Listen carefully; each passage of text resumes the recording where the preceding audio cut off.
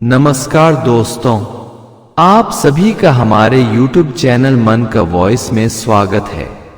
मैं रोज एक शिक्षाप्रद कहानी लेकर आता हूं। चलिए कहानी शुरू करते हैं। एक नगर में सियाराम नाम का एक गरीब ब्राह्मण रहा करते थे।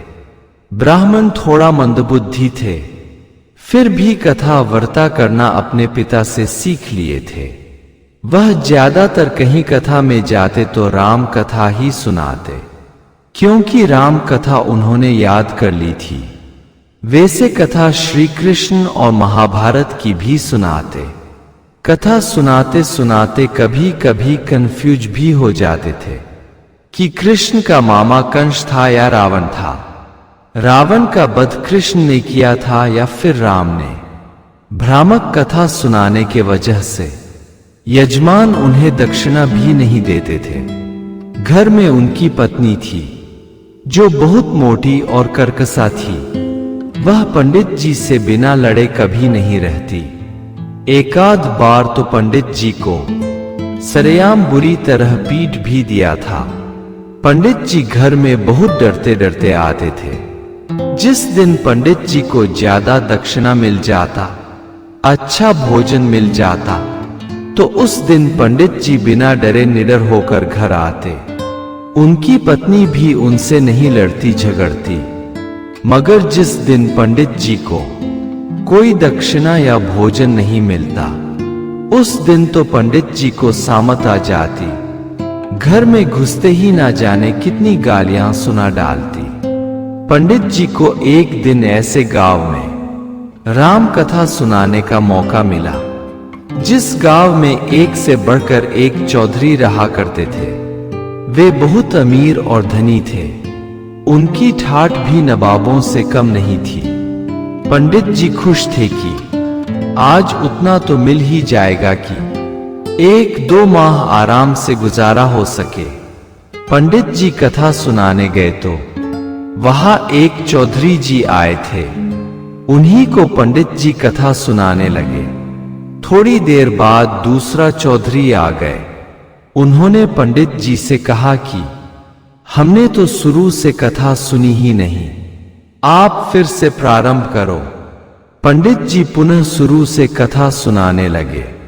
अभी कुछ देर बीता था कि पुनः एक और चौधरी आ गए। उन्होंने भी पंडित जी से कथा शुरू से सुनाने का आग्रह किया। पंडित जी शुरू से फिर कथा प्रारंभ कर दिए। इस तरह दिन भर एक ना एक चौधरी आता गया और पंडित जी शुरू से कथा सुनाते गए। दिन भर कथा सुनाने के बाद भी पंडित जी कथा के प्रारंभ में ही अटके रहे। पंडित जी को उम्मीद थी कि शाम में दक्षिणा इत्यादि जरूर मिलेगा, परंतु सभी चौधरियों ने अपना दोष ब्राह्मण के सिर मढ़ दिया कि पंडित तो राम कथा जानता ही नहीं। सुबह से शाम हो गई पर एक ही बात बार बार दोहरा रहा है। अब इस पंडित को आज से छुट्टी कर दो और कोई विद्वान पंडित बुलाओ। उन लोगों ने ना तो पंडित जी को भोजन पवाया और ना कोई दक्षिणा दिया। पंडित जी बहुत उदास हो दुखी मन से घर को वापस आए। पंडितानी को जब पता चला कि पंडित जी ना तो भोजन लाए हैं ना दान दक्षिणा, तो उसने भी पंडित जी का दोष माना। बोली, तुम महामूर्ख हो, तुम्हें कथा सुनानी ही नहीं आई होगी, इसलिए कुछ नहीं मिला। मुझे अब निकट में पति की आवश्यकता नहीं। इसी वक्त घर से निकल जाओ, नहीं तो बहुत मारूंगी। मार के डर से पंडित जी घर से निकलने में ही अपनी भलाई समझी। उन्होंने मन में विचार किया कि अब जीने में कोई फायदा नहीं। मेरे जैसे आदमी को तो मर जाना चाहिए। पता नहीं किस जन्म की मेरी दुश्मन मेरी पत्नी बनकर घर में आ गई है और मुझे एक मुश्त मारती भी नहीं, सिर्फ तिल तिल कर जलाती है। अब मैं खुद ही आत्महत्या कर लेता हूं। उनके गांव के कुछ ही दूरी पर एक भयानक जंगल था। उसमें 2 डाकू रहा करते थे। उस जंगल में बहुत से खूंखार जानवर भी रहा करते थे। पंडित जी ने सोचा क्यों ना जंगल चला जाओ, कोई जानवर मेरे को मार कर खा जाएगा, उस जीव का पेट भी भर जाएगा और मुझे इस सांड पत्नी से मुक्ति मिल जाएगी। पंडित जी जंगल के लिए निकल पड़े। वह रात में ही जंगल में चले जा रहे थे। उन्हें जंगल में कोई जानवर तो नहीं मिला, परंतु 2 डाकू मिल गए। डाकुओं ने पंडित जी को पकड़ लिया, उनका पॉकेट चेक किया, उसमें कुछ भी नहीं मिला। तो डाकुओं ने कहा कि पंडित जी गजबे दलीदर आदमी हो, 1 पैसा भी नहीं है तुम्हारे पास। तब ब्राह्मण ने बताया कि डाकू यजमान, हम पत्नी के सताए हुए हैं। मेरी पत्नी दुश्चरित्र और खल स्त्री है। वह एक खतरनाक सांड से कम नहीं है। उसकी पिटाई से तंग आकर जंगल में आत्महत्या करने आया हूं। सोचकर चला था कि कोई जानवर मुझे मार कर खा जाएगा, परंतु जानवर तो कोई मिला नहीं।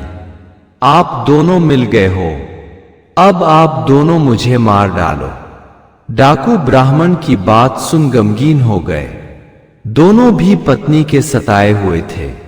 दोनों डाकू आपस में भाई थे। उनके एक पड़ोसी ने किसी जन्म का बदला लेने के लिए दोनों की शादी 2 पहलवान बहनों से करा दी। शादी के बाद मिलन की रात में दोनों बहनों ने शर्त रखी कि हमारा मिलन तभी हो पाएगा जब तुम हमें पटक दोगे, और हार गए तो तुम्हें 2 साल तक जंगल में वनवास काटना होगा। हमें उनसे मिलने की जल्दी थी। उनकी शर्त मान ली, परंतु हम उनसे शर्त जीत ना सके।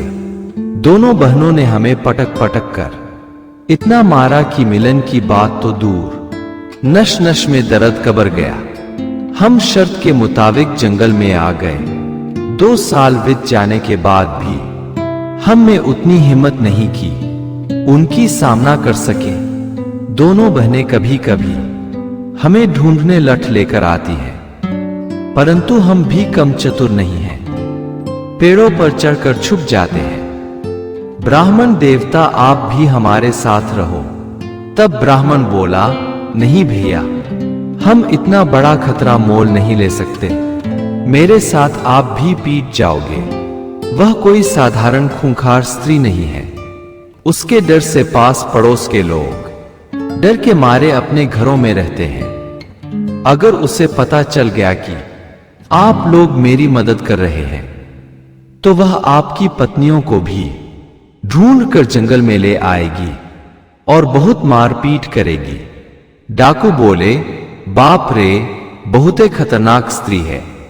उसके लिए तो कोई दूसरा उपाय करना पड़ेगा। जंगल में एक पेड़ के नीचे एक सर्प बिच्छू से भरा हुआ एक घड़ा है। पंडित जी, हम आपको वो घड़ा दिखा दे रहे हैं।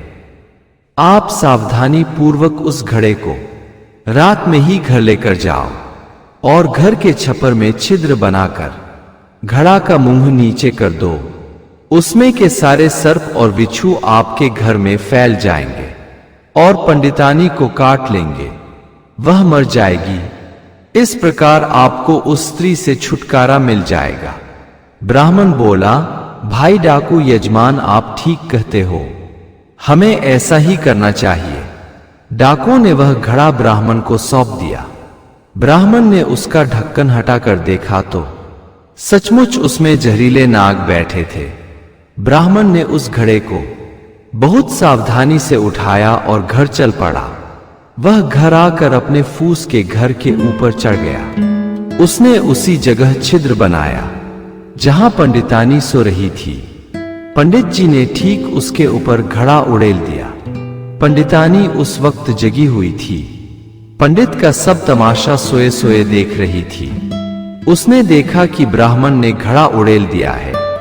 उसमें से बहुत सारे सोने चांदी के सिक्के पंडितानी की चारपाई पर गिर गए हैं। पंडितानी बोली, अरे रे, ये क्या कर रहे हो? अरे सीधे सीधे भी ये धन हमें दे सकते थे। अरे अब इतना मत नाराज हो जाओ कि मुझसे बहुत दूरी बना लो। पंडित जी छप्पर से उतर कर भागने लगे तो पंडितानी ने उन्हें पकड़ लिया और बच्चों की तरह उठाकर घर में ले आए और बोली, अब आप गुस्सा थूक दो जी, मैं कोई बुरी स्त्री नहीं हूं जी। वो तो पेट की आग ने मुझे बुरा बना दिया था, परंतु अब कान पकड़ती हूं। आज के बाद कभी आप पर हाथ नहीं उठाऊंगी। आप मेरे अच्छे पति हो जी। पंडितानी पंडित जी से मीठी मीठी बातें कर उनका मन मोह लिया। पंडित जी पुरानी बात भूल पंडितानी को गले से लगा लिया। उधर कुछ दिन बाद पंडित जी को पता चला कि उनके मित्र डाकू एक दिन अपने गांव में चोरी करने गए थे। उनका समय खराब था। चोरी करते उन्हें गांव वालों ने पकड़ लिया और दोनों को सजा के तौर पर उनकी पत्नियों को उन्हें सौंप दिया। वे चिल्लाते रह गए थे कि मुझे फांसी दे दो, परंतु पत्नियों को हमें मत सौंपो। परंतु गांव वाले उनकी कमजोरी जानते थे। उनकी पत्नियों ने अब की बार उनसे कुश्ती नहीं लड़ी, बहुत प्यार से पेश आए। प्यार पाकर डाकू भी पिघल गए और अपनी अपनी पत्नियों के साथ प्यार से रहने लगे। एक नगर में सर्वदमन नाम के राजा राज करते थे। राजा परम दयालु और प्रजापालक थे। उनकी एक रानी थी जो बहुत ही खूबसूरत थी। राजा और रानी को एक पुत्र और पुत्री थी। राजकुमार और राजकुमारी अपने माता पिता की तरह ही बहुत खूबसूरत थे। राजा अपने बेटे बेटियों और रानी से बेहद प्यार करता था, परंतु राजा में इन सब के बावजूद एक कमी थी। वह शिकार खेलने का आदी हो चुका था। वह जरूरी काम छोड़कर भी शिकार खेलने चला जाता था। राजा जंगल के बारे में काफी वाकिफ था। उसे जंगल की एक एक चीज की जानकारी थी। उसे ये भी पता था कि इस जंगल में एक राक्षसी रहती है, परंतु राजा ने उसे कभी चहलकदमी करते नहीं देखा था। राजा शायद मान चुका था कि ये सब बातें हमारे पिता ने हमें जंगल में जाने से रोकने के लिए कही होगी। यह सब बातें राजा को काल्पनिक लगने लगी थी। राजा एक दिन जंगल में गया था। वह एक शिकार का पीछा करते जंगल के बहुत अंदर तक चला गया। सहसा उसे एक खूबसूरत स्त्री दिखाई पड़ी। राजा ने उतनी सुंदर स्त्री कभी नहीं देखी थी। उसके आगे तो रानी बिल्कुल सुंदर नहीं थी। राजा के मन में उस स्त्री के प्रति काम वासना जाग उठी, परंतु तभी उसके आंखों के सामने अपने बच्चों की तस्वीर घूम गई। राजा अपने आप पर कंट्रोल किया और मुड़कर दूसरी दिशा में जाने लगा। राजा उस दिन किसी तरह अपने को बस में कर महल लौट तो आया, परंतु उस स्त्री को भुला न सका। उसके ख्याल रात भर ज़हन में आते रहे। आदमी की यही सबसे बड़ी कमजोरी है कि किसी खूबसूरत स्त्री को देख लेता है तो उसे बार बार देखना चाहता है, भले ही वह स्त्री गैर की हो, वह उसे कभी नहीं मिलने वाली हो, परंतु इसके बावजूद चोरी छुपे ही सही आंखें बार बार उसे देखना चाहती हैं। राजा अपने बस में ना रहा। दूसरे दिन भी वह जंगल में शिकार के उम्मीद से कम लड़की को देखने की चाहत से गया। राजा को वह लड़की नहीं मिली। राजा उदास हो अपने महल लौट आया। इस तरह राजा को जंगल आते जाते 1 हफ्ते गुजर गए, परंतु वह लड़की कभी नहीं दिखी। राजा बार बार अपनी मूर्खता पर पछता रहा था कि आगे बढ़कर उस लड़की का परिचय नहीं पूछ पाया। राजा एक दिन उसी स्थान पर जाकर बैठ गया जहां पर उस लड़की को देखा था। थोड़ी देर ही बीती होगी कि उन्हें एक बुढ़िया आती दिखाई दी। बुढ़िया के आते ही बहुत जोर की आंधी पानी शुरू हो गया। राजा छुपने की जगह ढूंढने लगा। बुढ़िया बोली, घबरा मत बेटा, मेरे साथ आओ, मेरी झोपड़ी पास में ही है, वहीं चलकर छुप जाओ। राजा को आश्रय चाहिए था। बिना किसी हिचकिचाहट के बुढ़िया के साथ उसकी झोपड़ी में चला गया। झोड़ी के अंदर जाने के बाद उसमें एक जमीन के तरफ दरवाजा खुलता था। बुढ़िया के इशारा करते ही वह दरवाजा स्वतः खुल गया। राजा बुढ़िया के पीछे पीछे अंदर चला गया। जमीन के अंदर एक सुंदर महल बना था। राजा यह देख आश्चर्यचकित हुआ। राजा को और भी ज्यादा आश्चर्य तब हुआ जब देखा कि वह लड़की जिसके खोज में राजा रोज आता है सामने खड़ी है। राजा खुशी के मारे उछल पड़ा, परंतु उसकी खुशी ज्यादा देर ना रह सकी। जब राजा ने पीछे पलट कर देखा तो बुढ़िया की जगह एक भयानक राक्षसी खड़ी थी। राजा के बाएं तरफ बहुत सारे मनुष्य और जानवरों की हड्डियां पड़ी थी। राजा डर के मारे कांपने लगा। तब राक्षसी ने उसे ढांढस बंधाते हुए कहा, डरो नहीं, अभी हम तुम्हें नहीं मारने वाले। तुम्हें अपनी जान बचाने के लिए मेरी बेटी से विवाह करना होगा। राजा बोला, परंतु मेरा तो विवाह हो चुका है। राक्षसी बोली, तुम उस पत्नी को अपने घर से निकाल देना, वरना मेरी बेटी ऐसे ही उसे मार कर खा जाएगी। राजा बोला, यदि मैं विवाह ना करूं तो? राक्षसी बोली, थोड़ी देर में मां बेटी मिलकर हम तुम्हें खा जाएंगी। तुम्हें हम थोड़ा समय सोचने के लिए दे रही हूं। सोच लो, शादी का लड्डू खाना पसंद करोगे या मरना पसंद करोगे? वैसे तुम नौजवान हो, मेरी बेटी भी नौजवान है, और मेरी बेटी में खूबी है कि रोज अपना रूप बदल सकती है। यह रोज तुम्हें नई पत्नी का एहसास कराएगी। और दूसरी तरफ उन हड्डियों को देख लो, ये उन लोगों की हड्डियां हैं जिसने मेरी बेटी से विवाह से इनकार किया था। राजा बिना विरोध के यानी निर्विरोध विवाह के लिए तैयार हो गया। राक्षसी ने अपनी बेटी का मजबूत हाथ राजा के कोमल हाथों में थमा दिया। राजा राक्षसी को अपने महल ले आया और अपनी पत्नी बेटे बेटियों को एक गुप्त स्थान पर छिपा कर रख दिया। अपनी पत्नी से बताया कि मैं बहुत मुश्किल में फंस गया हूं, यहां से निकलते ही पुनः राजमहल वापस ले चलूंगा, तब तक तुम सब यही छुप कर जीवन बिताओ। राजा विधिवत राक्षसी से विवाह कर राजमहल में रहने लगा। राक्षसी रोज एक नया रूप बना राजा के पास आती। राजा उसके प्यार में खो गया। राक्षसी भी राजा से प्यार करने लगी। उसने कभी क्रूरता के अलावा प्यार देखा ही नहीं था। वह प्यार पाकर रोमांचित हो उठी। वह राजा से बोली कि आप अपनी पहली पत्नी और बच्चों को मेरे साथ महल में रख सकते हो, हमें उनसे कोई परेशानी नहीं है, परंतु मेरी मां से उन सबों को खतरा जरूर है। वह खतरनाक जादूगरनी भी है। उसके जादू का काट तो मेरे पास भी नहीं है, क्योंकि मैंने जो कुछ भी सीखा है उसी से सीखा है। राजा को परेशानी तब और बढ़ गई जब वह बुढ़िया भेष बदलकर राज दरबार आने लगी और लौटते वक्त किसी ना किसी के बच्चे को जादू से गायब कर देती। नगर में अब रोज के रोज कोई ना कोई बच्चा गायब होने लगा। राजा को अपनी पहली रानी और बच्चों की चिंता होने लगी। राजा को समझ आ गया था कि मेरी दूसरी पत्नी की मां यानी राक्षसी ऐसा कर रही है और अब उसके हाथ मेरे बच्चों और पत्नी तक पहुंचने वाला है। राजा बहुत डर गया और अपनी दूसरी पत्नी से बोला कि तुम अपनी मां को रोको। वह अपनी मां को समझाने की कोशिश करने लगी कि तुम अब यहां जो भी गड़बड़ करोगी तो परेशानी मुझे उठानी पड़ेगी। मां का काम बेटी का घर बसाना होता है, उजाड़ना नहीं। तब उसकी मां बोली, मैं अपनी सुविधा के अनुसार तुम्हें रानी बनवाया है और अब तुम ही मुझ पर आंख दिखा रही हो। जिसकी बिल्ली उसी को म्याऊं।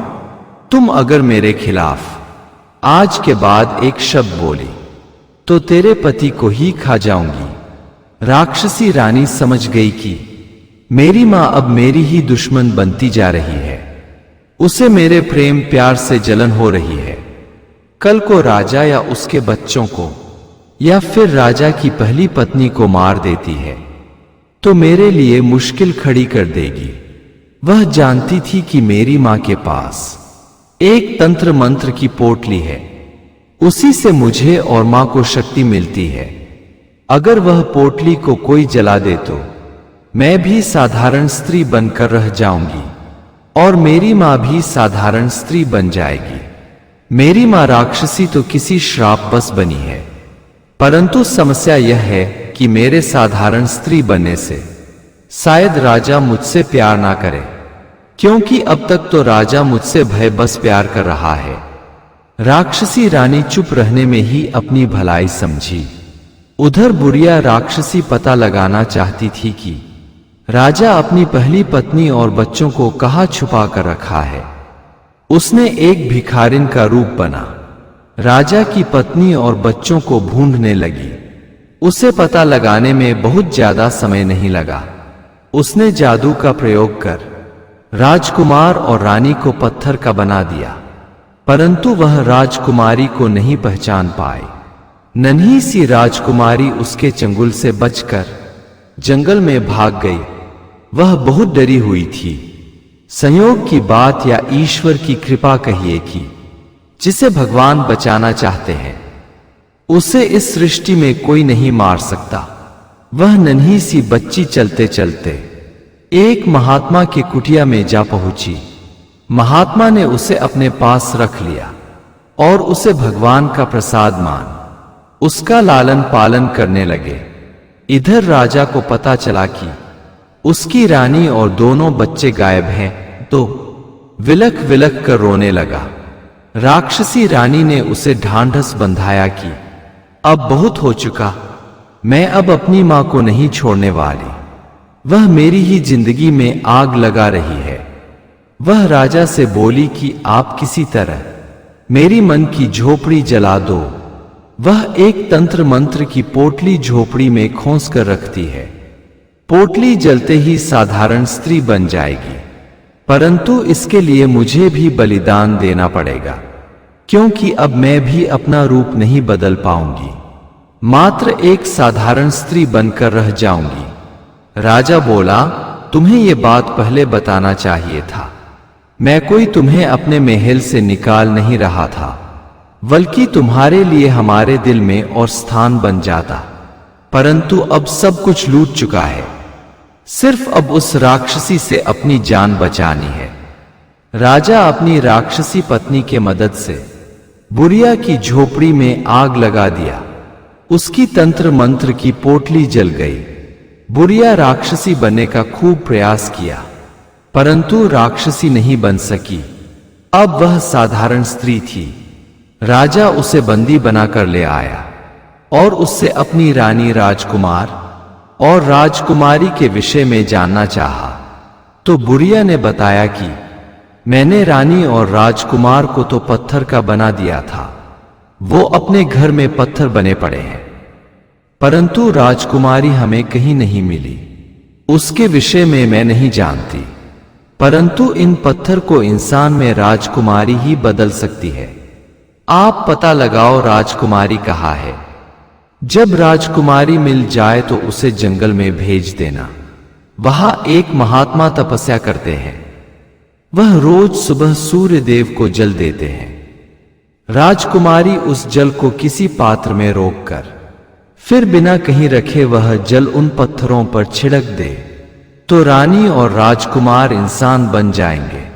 राजा राजकुमारी को बहुत ढूंढने का प्रयास किया, परंतु वह कहीं नहीं मिली। ये तो क्लियर था कि राजा का पुत्र या पुत्री ही उन पत्थरों को इंसान बना सकते थे। राक्षसी रानी से राजा को कोई औलाद ही नहीं हुई। समय गुजरता गया, साल महीने बीतते गए। राजकुमारी महात्मा के आश्रम में जवान हो चली। एक पड़ोसी राजा के राजकुमार महात्मा के आश्रम में आया और राजकुमारी को देख मोहित हो गया। वह महात्मा से अपनी मन की बात कही। महात्मा ने उसे अनुमति दे दिया और बोले कि इस लड़की का विवाह तो इसके माता पिता को ही करने चाहिए। ये कोई साधारण लड़की नहीं, बल्कि राजा सर्वदमन की बेटी है। इसके हाथों अभी कई काम होने हैं। अभी राजकुमारी को अपनी मां और भाई का उद्धार करना है। एक राक्षसी ने योग विद्या से पत्थर बना दिया था। कल मेरे सूर्य अर्घ का पानी लेकर जाना और अपने भाई और मां पर छिड़क देना। आगे का काम राजा खुद करेगा। दूसरे दिन राजा को पता चला कि कोई राजकुमारी आई है और उसके जल छिड़क देने से पत्थर भी इंसान बन गए हैं। राजा दौड़ता हुआ आया और अपनी बेटी को गले लगा लिया। बेटी अब बच्ची नहीं थी, हो चली थी और एक राजकुमार के साथ आई थी। इधर राजा अपने राजकुमार और रानी को पाकर बहुत खुश था। राजा ने अपनी राजकुमारी का विवाह उसके साथ आए राजकुमार के साथ बहुत धूमधाम से कर दिया। अगर आपको हमारी कहानी अच्छी लगी हो तो हमारे चैनल को सब्सक्राइब करें, लाइक करें और कमेंट बॉक्स में राधे राधे जरूर लिखें। आपसे पुनः मिलते हैं एक नई वीडियो के साथ। तब तक के लिए आपको और आपके पूरे परिवार को राधे राधे।